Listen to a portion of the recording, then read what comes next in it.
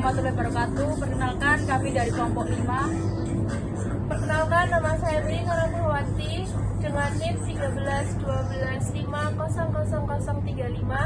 Perkenalkan, nama saya Aimi Julieta dengan nomor NIM 13-12-5046. Perkenalkan, nama saya Raisa Dinda Ramadhani dengan NIM 13-12-5-00049. Perkenalkan, nama saya Nizurati dengan NIM 13-12-5-00053. Perkenalkan, saya Akmal Dinda dengan NIM 13-12-5017. Perkenalkan, nama saya Muhammad Pratama dengan NIM 131250008. Perkenalkan, nama saya Dapar Asindra Tahila Maiswara dengan NIM 13125.011. Baik, di sini kami akan menjelaskan pengertian lasita. Lasita merupakan pemisahan ketat antara negara dengan agama, menjamin kebebasan beragama bagi individu. Sekaligus negara harus bersikap netral dan tidak mengakui, mendanai, atau mensubsidi agama apapun. Kebebasan memeluk agama atau tidak beragama, netralitas negara dalam urusan agama, serta penghormatan terhadap pluralisme dengan kesetaraan semua warga negara tanpa memandang keyakinan mereka. Sejak akhir abad ke-19, istilah lasita digunakan untuk menggambarkan institusi publik yang tidak terpengaruhi oleh organisasi keagamaan.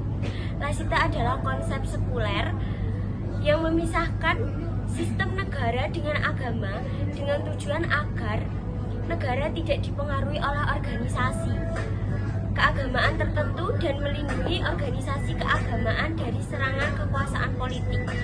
Undang-Undang Prancis tahun 1905 yang membagi negara dengan gereja dan undang-undang lain yang melindungi hak untuk menista agama menjadi dasar kebijakan pemerintah Prancis selama 100 tahun. Hal ini menjaga eksistensi majalah Charlie Hebdo meskipun telah menghasilkan banyak kontroversi. Lanjutkan dari Eli, tidak menganut agama apapun terus di Prancis meningkat jumlahnya, terutama untuk penganut ateisme lebih banyak dari agama mayoritas, yaitu agama Katolik, dan kedua yaitu agama Islam. Agama lain seperti Yahudi dengan jumlah 0,88% dari penduduk Prancis, dan agama Timur seperti Buddha, Hindu, Kristen, Ortodoks yang masing-masing mewakili kurang dari 0,5% populasi. Pemerintah Prancis cenderung korup, lebih condong ke satu agama, yaitu agama Katolik. Pada revolusi Prancis, sebagian besar masyarakat yang berkembang di Prancis ingin menarik dirinya dari situasi itu. Sejak 1972, pemerintah Prancis resmi mengadopsi bentuk negara yang sebenarnya rakyat untuk rakyat, yang artinya Republik Prancis adalah negara yang mencakup warga negara yang tingkatnya sama, bukan merupakan kelompok atau komunitas yang saling melepaskan, yang dikenal dengan istilah satu dan tidak akan terpisahkan. Oleh karena itu, Republik Prancis memiliki arti memperbolehkan persatuan serta keberagamaan. Prancis juga dikenal sebagai negara yang tidak bisa dipisahkan oleh 3 aspek penting, yaitu sosial, demokrasi, dan sekularisme. Aspek ketiga hal ini bertujuan untuk menjamin kesetaraan bagi seluruh warga negara di hadapan hukum tanpa memandang ras atau agama. Kebijakan lasita Prancis didasar pada prinsip sekularisme dan menekankan bahwa agama harus dipisahkan dari negara lingkungan publik, termasuk institusi pendidikan negeri dan undang-undang yang sebagai memperkuat lasita ini pada tahun 1945. Adapun beberapa aspek penting dari kebijakan ini yang akan disampaikan oleh teman saya selanjutnya. Kebijakan laicite Prancis didasarkan pada prinsip sekularisme dan menekankan bahwa agama harus dipisahkan di negara dari lingkungan publik, termasuk institusi pendidikan negeri dan undang-undang yang memperkuat laicite pada tahun 1905. Adapun beberapa aspek penting dari kebijakan ini, yaitu 1. Pemisahan agama dengan negara, yang dapat diartikan sebagai laicite menghormati perbedaan antara sistem negara dengan agama sehingga agama tidak mempengaruhi keputusan politik dan organisasi agama tertentu tidak mempengaruhi kebijakan ini. 2. Kebebasan beragama. Republik Prancis melindungi semua orang termasuk kebebasan. Namun kebijakan laicite di Prancis telah menimbulkan banyak konsekuensi negatif seperti diskriminasi, kekerasan fisik dan verbal, serta kurangnya toleransi terhadap muslim di institusi pendidikan. Beberapa kebijakan kontroversi ini yang membuat pemerintah Perancis untuk menerapkan prinsip laicite, termasuk pelanggaran penggunaan jilbab, cadar ataupun nikah pada tahun 2004 dan larangan anak perempuan muslim mengenakan abaya di sekolah-sekolah negeri.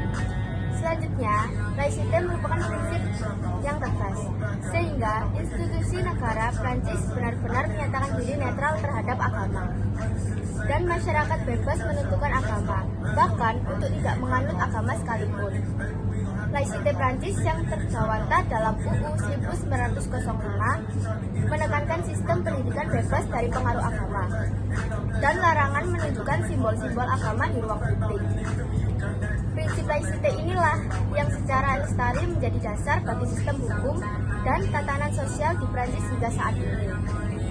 Konsep laicite sendiri sebenarnya menjadi kontroversi bagi masyarakat non-Prancis dan sebagian kecil sayap kiri Prancis.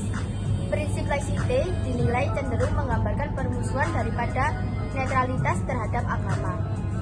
Meskipun laicite menuai kontroversi pada beberapa aspeknya, faktanya prinsip laicite begitu melekat dalam diri orang-orang Prancis. Apakah konsep laicite ini bisa diterapkan di Indonesia? Teori laicite berasal dari Prancis dan merujuk pada prinsip sekularisme ketat, yaitu pemisahan total antara agama dan negara.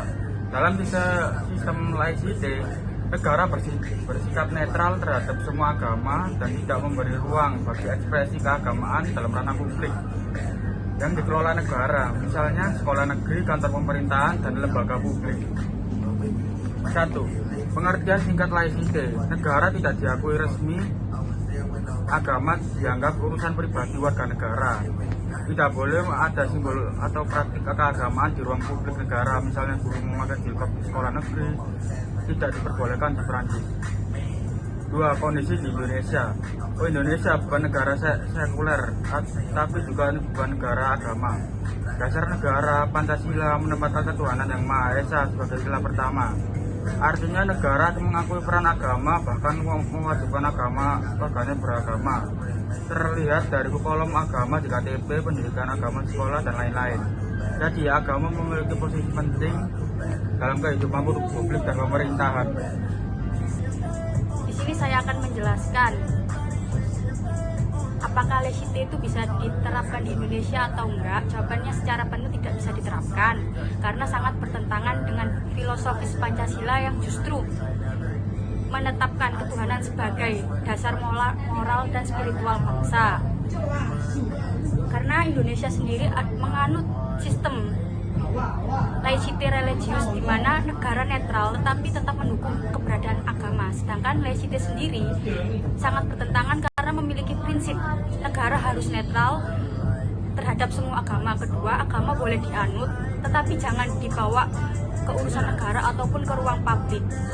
Jadi kayak misalnya di Indonesia, kenapa sih kalau di Indonesia tuh sangat susah diterapkan? Karena Indonesia sendiri kayak masih mengatur, kayak laicite sendiri itu kayak mengatur secara keagamaan ataupun kayak hari-hari besar tuh masih diatur di Indonesia. Contohnya kayak Indonesia kan menganut Pancasila. Di sila pertama adalah ketuhanan yang Maha Esa. Itu Indonesia sendiri tuh masih ikut campur dalam urusan agama, seperti kayak tadi saya jelaskan hari libur keagamaan. Terus kayak pembangunan rumah ibadah tuh masih Indonesia tuh sangat ibaratnya kayak masih mengental keagamaan di Indonesia tuh sangat kental. Jadi kalau ditanya bisa atau tidak laicite itu diterapkan di Indonesia, jawabannya sangat susah dan kayak tidak memungkinkan juga. Dan kenapa sih laicite itu tidak bisa diterapkan di Indonesia sendiri? Karena itu bisa kayak memperpecah persatuan dan keadilan tersendiri, kayak terbelah jadi dua, karena mayoritas di Indonesia tuh kayak masih berpegang teguh sama keagamaan itu sendiri. Lanjutnya akan dijelaskan ke teman saya yang selanjutnya. Nah, kesimpulannya adalah teori laicite tidak dapat diterapkan secara penuh di Indonesia Kenapa? Karena bertentangan dengan dasar negara dan nilai-nilai yang religius. Tapi ada nilai-nilai netralitas dan keadilan antar agama dalam laicite. Dapat diadaptasi untuk memperkuat toleransi dan pluralisme dalam sistem Indonesia yang berdasarkan Pancasila. Sekian yang bisa kita jelaskan. Terima kasih. Sekian dari kelompok kami. Mohon maaf apabila ada salah kata. Wabillahi taufiq wal hidayah. Wassalamualaikum warahmatullahi wabarakatuh. Terima kasih. Waalaikumsalam. See you next time. Dadah. Di channel buat kalian.